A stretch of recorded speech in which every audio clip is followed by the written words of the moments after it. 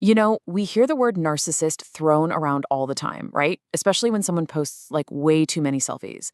But what if I told you this idea is actually thousands of years old? And it's way, way deeper than just vanity. It's about psychology. Today, we're going to trace it all the way from an ancient myth to modern science. So let's dive in. Okay, so here's the plan. We're going to start with the original story, the myth of Narcissus. Then we'll get into the two kind of surprising faces of this trait.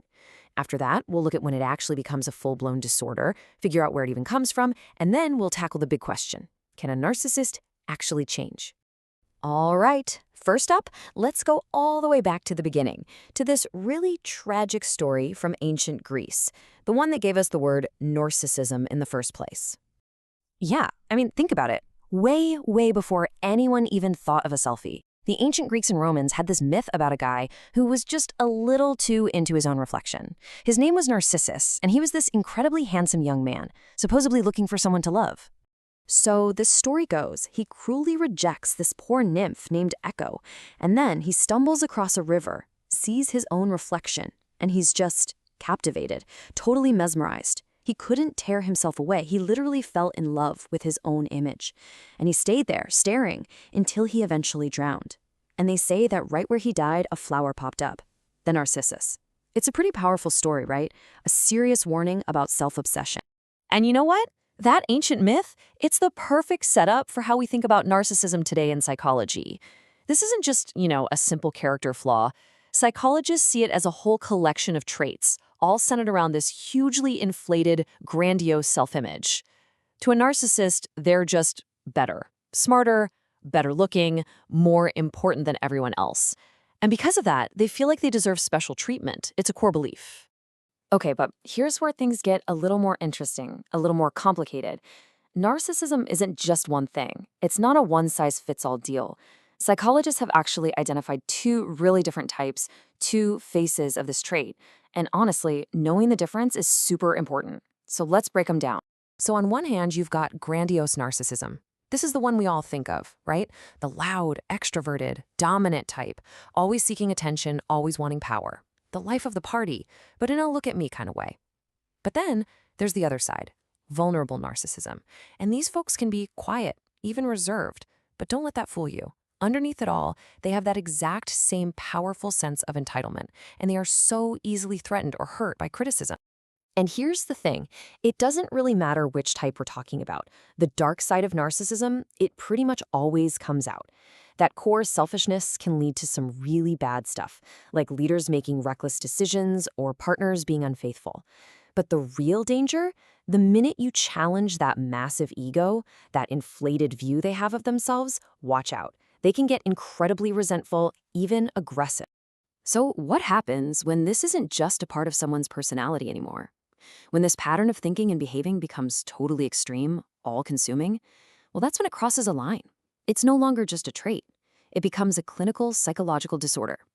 We call it narcissistic personality disorder, or NPD for short.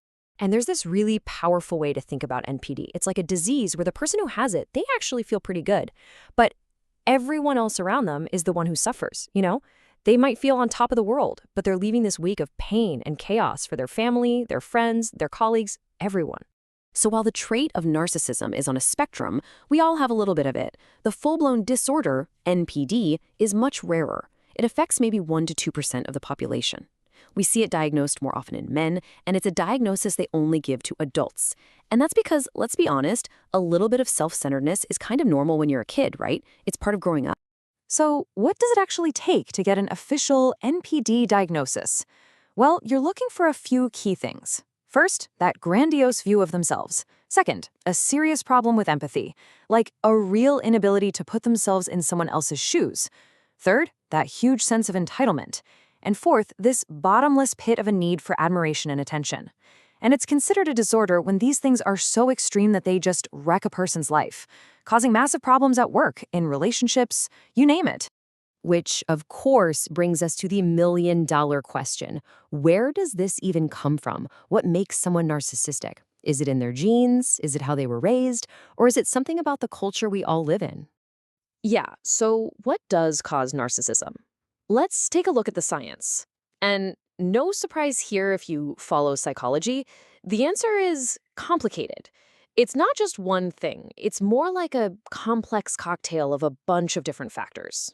A lot of research, especially studies on twins, shows that there's a really strong genetic link. You can see it right there on the chart. Genetics is a huge piece of the puzzle, but it's not the only piece. The environment, especially how someone was raised, their parenting, that's another massive factor. And finally, the culture around us absolutely plays a part, either by feeding these narcissistic traits or by tamping them down. And when you zoom in on parenting, it gets really fascinating. It looks like different parenting styles can actually lead to those two different types of narcissism we talked about. For example, parents who are always telling their kid they're a special genius, putting them on a pedestal, that can help create that grandiose, I'm the best kind of narcissist. But on the other hand, parents who are really cold or super controlling, that might contribute to developing that quieter, more insecure, vulnerable type. And then there's the cultural piece. In the US, for instance, rates of narcissism as a personality trait have actually been climbing since the 70s. That's when we saw this big cultural shift away from the community focus of the 60s and more towards individualism, the self-esteem movement, and all that.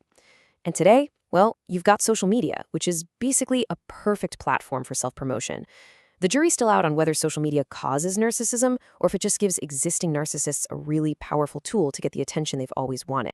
So, after all that, we're left with the one question that really, truly matters, especially if you've ever had a narcissist in your life. Can they change? Is it even possible? I mean, really, can someone with these kinds of deep-seated destructive habits, can they ever really change for the better? And the answer, maybe surprisingly, is yes. It's a hopeful yes. But look, it is not easy. Not at all. The way forward involves anything that forces them to take a long, honest look in the mirror and to actually start caring about other people. Things like psychotherapy can help, or even just consciously practicing compassion for others. The whole goal is to break down that me-first worldview. But this is the core of the problem, the fundamental challenge. The very thing that defines narcissism is what makes it so hard to fix. How do you get someone to look at themselves critically when their entire personality is built on avoiding that? Admitting you were wrong, seeing an unflattering side of yourself, that's the biggest hurdle imaginable for a narcissist. And that's the paradox, isn't it? The path to getting better is right there, but taking that very first step requires a humility that, by definition, a narcissist just doesn't have.